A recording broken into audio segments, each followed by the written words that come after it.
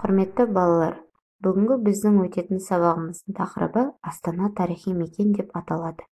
Оқу мақсаты: тыңдалған мәтін мазмұны бойынша жалпы және нақты сұрақтарға жауап беру, мәтіндегі ақпаратты шынайы өмірмен байланыстыру, оқылым және тыңдалым материалдары бойынша негізгі ойды білдіретін сөйлемдерді іріктей отырып жинақы мәтін құрастыру. Балалар, 3 сурет берілген. Суретке назар аударыңыздар.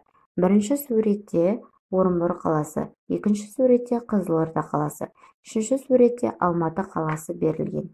Суреттерге қарап сөйлем құрастырыңдар.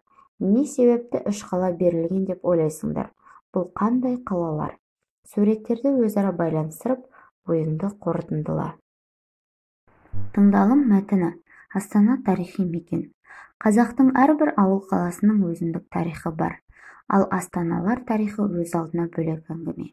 Бұрынғы заманда көрші елді мойындататын таңбасы, елдігінің айғағы, ол мемлекетті бір ортаға біріктіре алар киелі мекен астанасының болуымен ерекшеленеді. Қазіргі таңда да ел астанасы маңызды орында. Қазақстан астаналары Орынбор, Қызылорда, Алматы болды. Қазақ болып өз егемендігіне жеткелі бері баршамыздың көз қуанышымыз болып, Есіл өзенінің бойында тұңғыш астанамыз Астана қаласы ірге көтерді. 1920 жылдың 26 тамызында бүкіл ресейлік орталық атқару комитеті мен халық комиссарлары кеңесінің Қырғыз АССР-ін құру туралы декреті шықты. Орталығы Орынбор қаласы болып белгіленді. Бірақ та 1925 жылы Қазақстан астанасы Сырдария өзенінің бойында орналасқан Қызылорда қаласына көшірілген. Алматы қаласы 1929 жылы Астана қызметін атқара бастады. Осы кезден бері ауқымды құрылыстар жүргізіле бастайды. Қазіргі күнге дейін де Алматы қаласы Қазақстандағы ірі қалалардың бірі мен елдің мәдени орталығы болып табылады. Жаңа Астана ежелгі қазақ жерінің төрі. Астананы ресми көшіру 1997 жылғы 10 желтоқсанда жүзеге асты. Президенттің 1998 жылғы 6 мамырдағы жарлығымен Ақмоланың атауы Астана болып өзгертілді. Жаңа Астананың халықаралық тұсаукесері 1998 жылғы 10 маусымда өтті.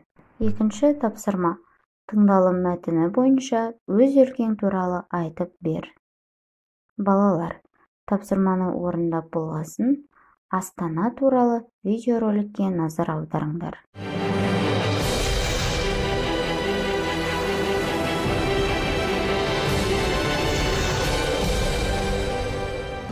Ұлы даланың жүрегі, Еуразияның орталығы, бейбітшілік қаласы, ақиқатқа айналған арман, осы теңеулердің барлығы жер ғаламшарындағы ең жас елордалардың бірі Астана қаласына әбден лайық. Ұлы жібек жолы заманынан бастап мұнда хан ордалары құрылып, сауда керуендер өткен. Әртүрлі мәдениет, бай дәстүр, діни көзқарастардың тоғысуы осы өңірлерге тән құбылыс еді. Ғасырдан астам уақыт өткеннен кейін тәуелсіз Қазақстанның көреген көшбасшысы Нұрсұлтан Назарбаев осы жерде Арман қаласын тұрғызу туралы тарихи шешім қабылдады.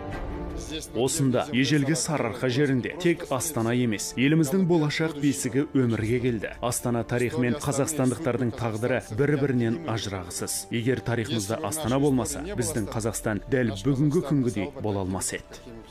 Жаңа Астана тарихи қысқа мерзімде бүкіл Қазақстанды түбегейлі өзгертіп, оны экономикалық күшті және саяси тұрақты мемлекетке, жауапты, беделді халықаралық әріптеске айналдырды. Әбден ойластырылған әрі бейбітшіл сыртқы саясат, сондай-ақ ел басшысының талапшыл әрі ауқымды бастамалары Астананың халықаралық саясаттағы беделінің негізгі факторы болды. Осының арқасында Астана жаңа Қазақстанның саяси, экономикалық және мәдени орталығы болып қана қоймай, 20 жылдық дамуында өзін дипломатияның, халықаралық әріптестікпен бірігудің маңызды орталығы ретінде көрсете білді. Балалар, бүгінгі сабаққа өздеріңнің қалай қатысқандықтарыңды бағдаршам әдісі арқылы бағалаңдар. Түсінгенін білу үшін қолданыңыз. Мысалы, қызыл түс, түсінген жоқпын. Сары түс, әлі де практика қажет. Сұрақтар бар. Жасыл түс, барлығы түсінікті. Оқу тапсырмалары. онлайн мектеп платформасы арқылы бүгінгі тақырыпқа байланысты тапсырманы орындау.